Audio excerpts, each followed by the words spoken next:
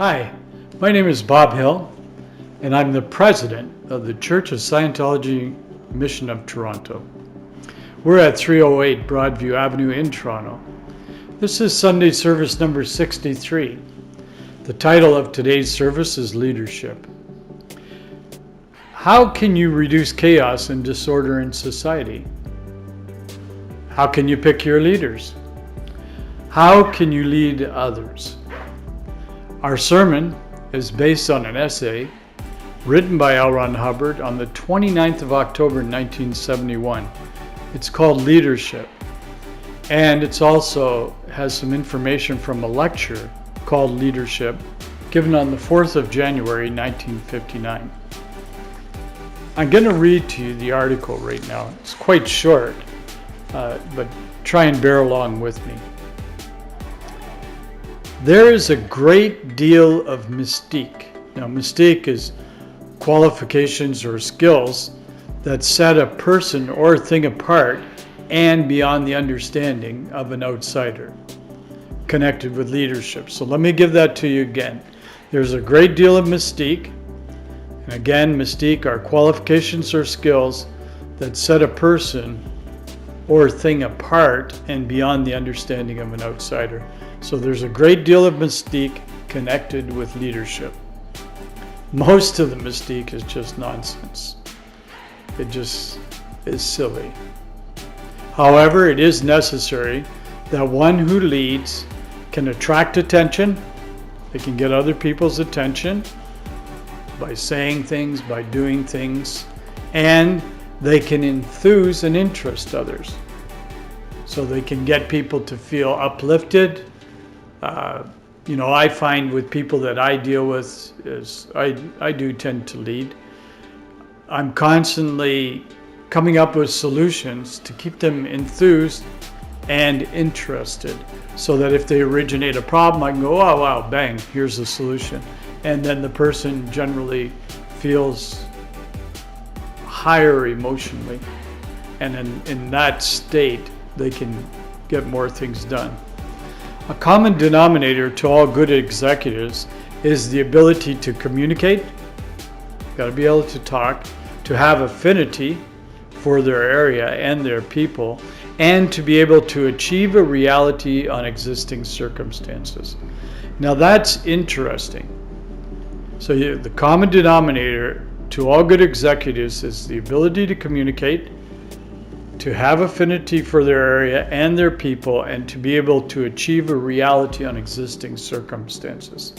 Now, if you take that datum, so the executive, he has to have affinity for the area, he can communicate to the area, he can have reality with people's circumstances in the area, he can then, if he fully has that, he can understand it.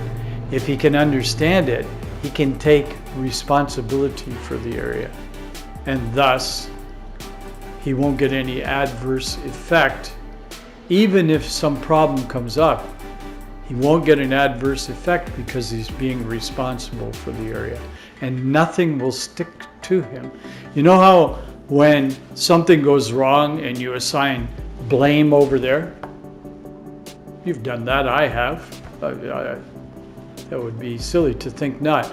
However, if you're being responsible, if you're in communication and you have reality on it, and you're communicating, even though something may go wrong, you don't have to assign the cause to that thing going wrong anywhere else but to yourself. And if you can keep it with yourself, A, you feel more calm, B, you have a sense of peace, and C, you can do something about it. A good leader. All this adds up to understanding. An executive who lacks these qualities or abilities is not likely to be very successful. Understanding added to competence. Competence simply means he can get things done. He can go from point A to point B and get the result, is probably the most ideal character of an executive. In all great leaders, there is a purpose and intensity, which is unmistakable. Plus, there's a certain amount of courage required in a leader. Well, that's true. I mean, if you're going to take on being responsible for a group or for others or for how they feel or staying in communication with them, that requires courage, because also, if something does happen, it falls back to you and you have to deal with it. But every time you take that step, every time you take on a bit more, every time you put something out there and you take responsibility for it, you become bigger, you grow larger, you feel more causative. And to that degree, you become a better leader. Others follows those who have the courage to get things done, even though they say they follow those they like. Now that's interesting, isn't it? People will follow you if you can get things done. And it doesn't have to be all calm, peaceful, smooth. Sometimes the guy that's getting things done, he makes a real row of it, and things get pretty noisy and pretty rowdy around him. However, he gets things done, and people will follow him. It's not just because they like him. Now, if you have the quality where they like you too, and you get things done, and you knock over this, or while you're going about getting it done, or you bang into that, or you create this. Well, if they like you too, on top of all that, well, they're going to go with you anyways.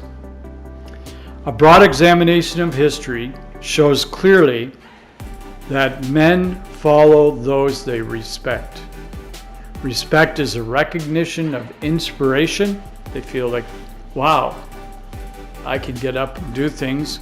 Purpose, I want to get that done. And competence, I will see it through and get it done. I don't care. You've often heard in sailors' lingo, the captain is the last to leave the ship. Well, it's because everything falls back to the captain of the ship. He's assumed full responsibility for that big object and everyone that's on it. So he's the last one off. A good leader, first one in, last one off. Simple.